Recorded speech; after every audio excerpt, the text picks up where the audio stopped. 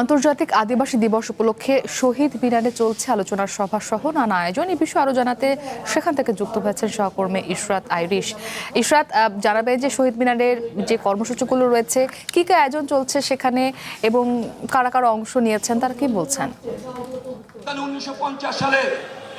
সেই কৃতিত্ব কিন্তু বাংলাদেশের আদিবাসীদের। জি, আজ কিন্তু বিশ্ব আদিবাসী দিবস এবং অন্যান্য দেশের মতো বাংলাদেশেও কিন্তু পালিত হচ্ছে দিবসটি, এবং সেই সাথে সকাল 10টা থেকে কিন্তু শুরু হয়েছে শহীদ মিনারে নানা আয়োজনে এই নানা কর্মকাণ্ডের সাথে কিন্তু নাচ গান এবং সেই সাথে বক্তারা কিন্তু তাদের বক্তব্য রেখেছেন। এবং বাংলাদেশ আদিবাসী ফোরাম কিন্তু আয়োজন করেছে এবং সেই সাথে তারা দাবি করছে যে বক্তারা বলছেন যে সরকার ইশতেহারে আদিবাসীদের অধিকারের বিষয়টি আসলে সুনির্দিষ্ট যে অঙ্গীকার করেছে তা কিন্তু এখনো বাস্তবায়ন হয়নি এখন পর্যন্ত, এবং সরকার আসছে যাচ্ছে কিন্তু কোনো ধরনের কোনো বাস্তবায়ন তারা দেখছে না, এবং আদিবাসীদের যে প্রথাগত ভূমি মালিকানা স্বীকৃতি সেই বিষয়ে কিন্তু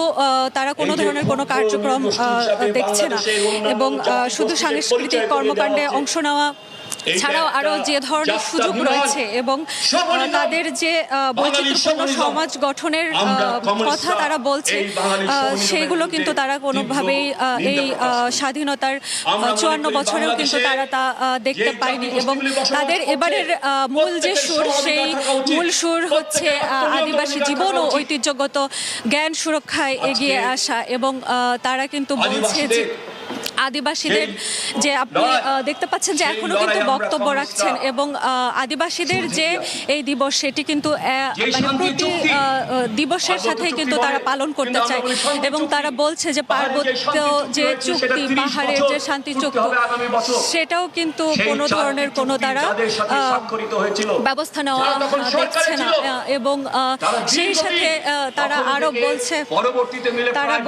যে বর্তমান যে পরিস্থিতি পার্বত্য অঞ্চলে সেটা নিয়েও কিন্তু তারা বেশ উদ্বেগ প্রকাশ করেছে, এবং পাহাড়ি শান্তি প্রতিষ্ঠায় পার্বত্য চট্টগ্রাম যে শান্তির পূর্ণ বাস্তবায়ন, সেই আস্থা এবং ভূমি সমস্যার যে সমাধান সেটা নিয়েও কিন্তু তারা ব্যক্ত প্রকাশ করেছেন। তো এই ছিল আমার কাছে সর্বশেষ। আইরিশ, আপনাকে ধন্যবাদ।